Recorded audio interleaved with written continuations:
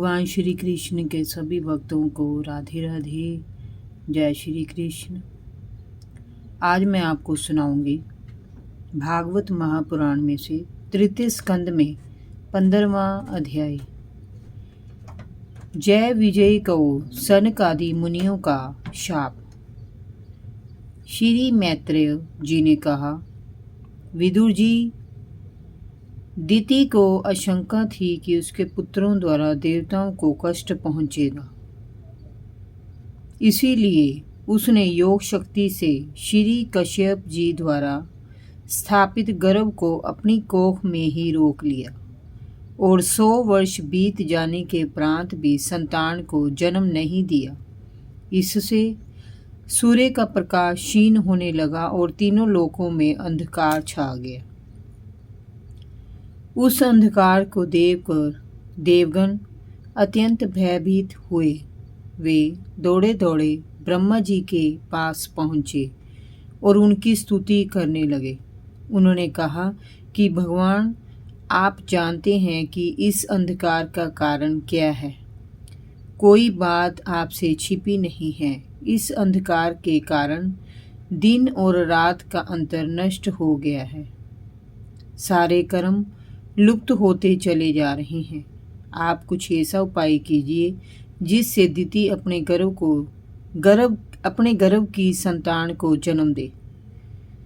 विदुर जी, देवताओं की वाणी सुनकर ब्रह्मा जी प्रसन्न हो उठे। उन्होंने देवताओं से कहा, हे देवगणों, मेरे मानस पुत्र सनकादि जो तुम्हारे पूर्वज हैं, संसार की अशक्ति त्याग कर समस्त लोकों में आकाश मार्ग से विचरते रहते थे। एक बार वे बैकुंठ धाम में जहाँ पहुँचे, वहाँ भगवान विष्णु हर समय विराजमान रहते हैं। गंधर्व हर समय अपनी प्रियाओं के साथ प्रभु की लीलाओं का गान करते रहते हैं, जो लोगों की पाप वृत्तियां भस्म करने वाली हैं। श्री हरि के भवन में सौंदर्य और ऐश्वर्य की देवी लक्ष्मी जी उनके साथ निवास करती हैं।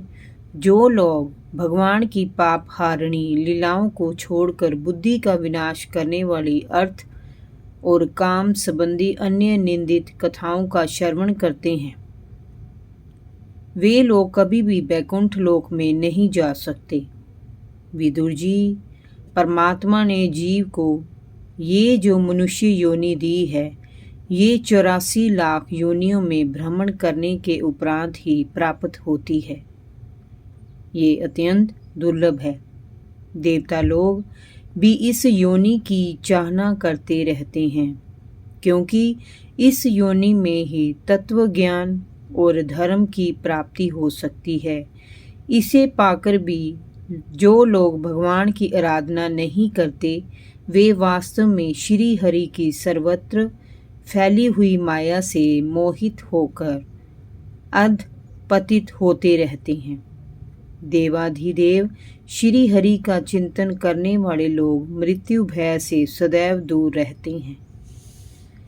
विदुर जी, जिस समय सनक आदि मुनि श्री हरि के स्थान बैकुंठ लोक पहुँचे, तब उन्हें बड़े आनंद का अनुभव हुआ।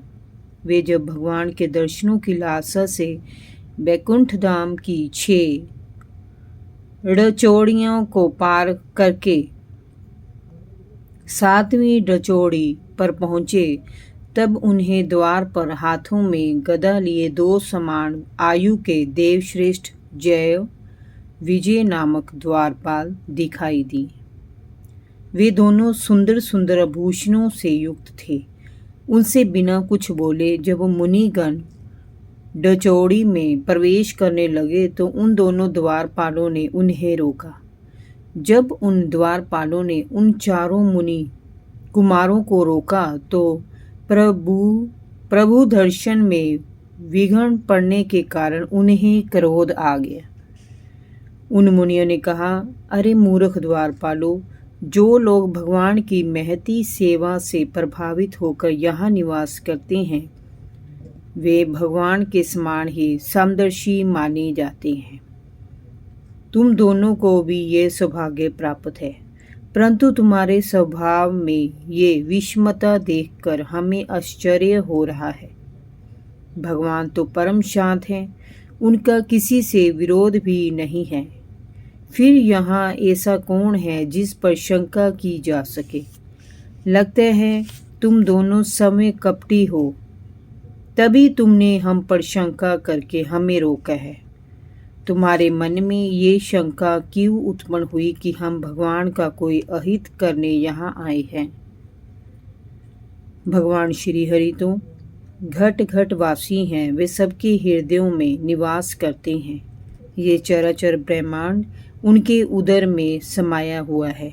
लगता है तुम दोनों पार्षदों की बुद्धि मंद है और उसमें खोट है, इसीलिए तुम दोनों को वैकुंठ से निकलकर पाप योनियों में जाना पड़ेगा, उन पाप योनियों में जहाँ काम, क्रोध, लोभ ये 3 प्राणियों के शत्रु निवास करते हैं। सनकादि मुनियों के कठोर वचन सुनकर दोनों पार्षद उनके चरणों में गिर पड़े और व्याकुल होकर बोले, भगवान, हम अवश्य आपके अपराधी हैं। अंत आपने हमें जो दंड दिया है वह उचित ही है, ये हमें मिलना ही चाहिए। हमने भगवान के अभिप्राय को ना समझकर उनकी आज्ञा का उल्लंघन किया है। इससे हमें जो पाप लगा है वह आपके लिए दंड से धुल जाएगा, किंतु हमारी दुर्दशा का विचार करके यदि दयावश आप हम पर कृपा कर सके तो हमें ऐसी सुबुद्धि दीजिए कि पाप योनियों में गिरकर भी हमारे मन से श्री भगवान हरि की स्मृति नष्ट करने वाला मोह हमें प्राप्त ना हो।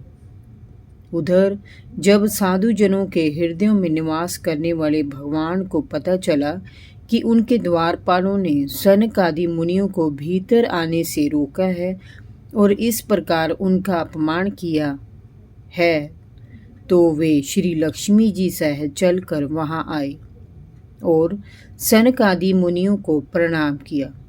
सनकादि मुनिगण श्री हरि के अद्भुत सौंदर्य को देखकर अभिभूत हो गए, उनके नेत्र तृप्त हो गए।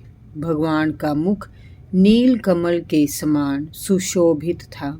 मधुर मधुर हास्य से उनकी शोभा और भी बढ़ गई थी। सनक आदि मुनियों ने कहा, हे प्रभु, यद्यपि आप अंतर्यामी रूप से दुष्ट लोगों के हृदय में भी निवास करते हैं, फिर भी उनकी दृष्टि से ओझल रहते हैं, परंतु आज हमारे नेत्रों के सामने साक्षात उपस्थित होकर आपने हम पर जो कृपा की है उससे हमारा हृदय गदगद है। हमारे पिता श्री ब्रह्मा जी ने आपका रहस्य हमारे सामने वर्णित किया था।